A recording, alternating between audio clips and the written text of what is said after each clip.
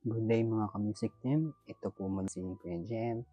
At sa video na ito ay tuturuan ko kayo kung paano i-save sa hard drive nyo yung inyong nagawang lineup song dito sa lineup creator tool natin.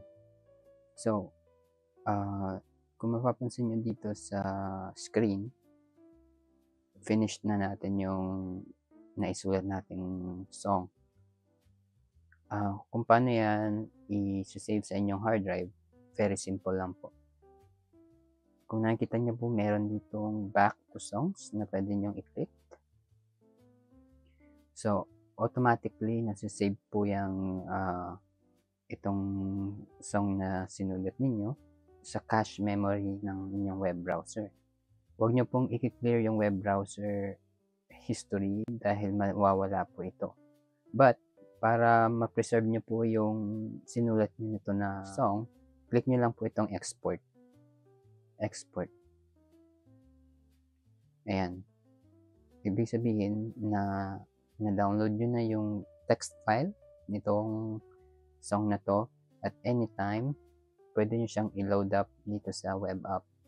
Let's say, na-delete nyo itong sinulat nyo song. I-delete ko po Ay, nawala.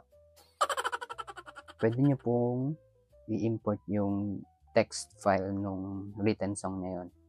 So, anytime, pwede nyo siyang i-load up dito sa web app. Kung mababasa nyo po dito sa reminder, sabi po ay, it's a good practice to always export, save the text file of your songs on your local hard drive. This app only saves songs to your browser's cache memory in order to load the app quickly. If you clear your browser's history, all written songs will be lost. So, ayun po yung purpose niyan, para mabilis mag-load up yung application na to. Nakaprogram po siya na sa cache memory lang ng browser niya. Mas-save yung itong mga sinulat ng songs. But, once na-download nyo na yung .text file, puntahan natin. Ayan yun, no? Actually, na-download ko na siya twice. Pwede nyo po siyang i-import dito. In that way, you preserve your written song forever. Forever. I mean, nasa sa'yo yun kahit mapura yung browser cache mo, basta na-save mo yung .text file nito. Anytime pwede mo siyang i-load up dito sa web app. Okay? I-load up na natin.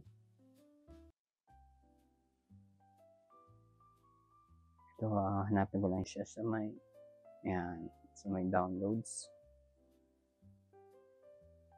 Open. Andiyan na siya ulit. So, pwede nyo po siyang, actually pwede nyo siyang i-duplicate. O, ayan. Kung gusto nyo i-preserve itong unang sulat nyo, tapos dito, bigyan nyo ng sarili nyo twist yung kanta, mayroon kayong i-omit na part ng song, or mayroon kayong idadagdag, it's up to you po. So, that's how you save and then reload your songs sa app na to. Sana po nakatulong. Let's catch up po sa susunod na video. Bye for now.